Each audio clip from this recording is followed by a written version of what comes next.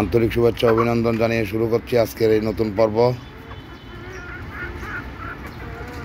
কাছে দূরে যারাই দেখছেন, স্বদেশ বিদেশ থেকে যারাই দেখছেন, সবাইকে আমন্ত্রণ আজকের আমার এই নতুন ভিডিওতে। দেশি মুরগি পালনে সতর্কতার দিন শুরু।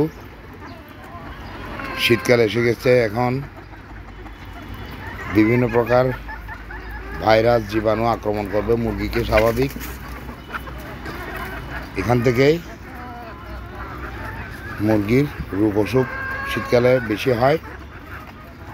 সেখান থেকে আপনাদেরকে বাঁচতে হলে মুরগির শরীর সবসময় সুস্থ রাখতে হবে, চাঙ্গা রাখতে হবে, যাতে করে মুরগি কোনো অসুস্থ না হয়। অগ্রিম ব্যবস্থা নিয়ে নিতে হবে, যাতে করে এই যে দেখেন, ও হচ্ছে একদম সবার ছোট, কিন্তু ওর সাইজের এখানে আর কোনো মুরগি নেই। ওর বয়সী যারা ছিল সবগুলো বড় হয়ে গেছে, এগুলো ডিম পাড়ার উপযোগী হয়ে গেছে। ডিম পাড়ার মুখোমুখি এখন হয়ে গেছে, ডিম পারবে। ওই দেখতেছেন সাদা মোরগটা, ওইটাও কিন্তু এই ছোট এটার বয়সে, ওর একটু রোগ অসুখে এরকম বড় হচ্ছে না।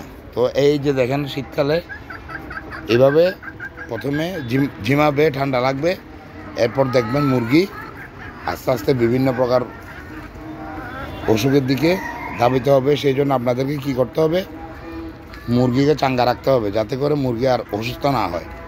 আগে থেকে আপনারা কয়দিন পর পর এই দেশি মুরগিকে আপনারা নাফা ট্যাবলেট, ডক্সি অ্যাবেট, রেনামাইসিন, এগুলো 3 দিন 7 দিন 5 দিন পর পর, সাথে লাইসোভিট, এই 3 দিন 5 দিন 7 দিন করে ডোজ করে দিবেন। এই 10-15 দিন 20 দিন পর পর এইভাবে ডোজ করে খাওয়াই দিবেন, যাতে করে মুরগির শরীর সবসময় চাঙ্গা থাকে। মুরগি যাতে কোনো ধরনের অসুস্থতার দিকে না যায়, সেদিকে খেয়াল রাখার জন্য আপনারা অগ্রিম এই ব্যবস্থা নেবেন। আর না পারলে আপনাদের হাতের নাগালে ডিসপেন্সারিতে নাভা ট্যাবলেট আর প্যারাসিটামল পাবেন, ওখান থেকে এনে একটা ট্যাবলেট 3-4 জনের ভাগে পরে মতো এভাবে ভাগ করে খাবারের সাথে পানির সাথে খাওয়াই দিবেন। মুরগি ইনশাআল্লাহ চাঙ্গা থাকবেন। ঠিক আছে, আজকের ভিডিও এই পর্যন্ত। আমার চ্যানেলটাকে সাবস্ক্রাইব করবেন, ফেসবুকে বলে দিবেন, লাইক কমেন্ট শেয়ার করে সবাইকে দেখার সুযোগ করে দিবেন। খোদা হাফেজ, আসসালামু আলাইকুম।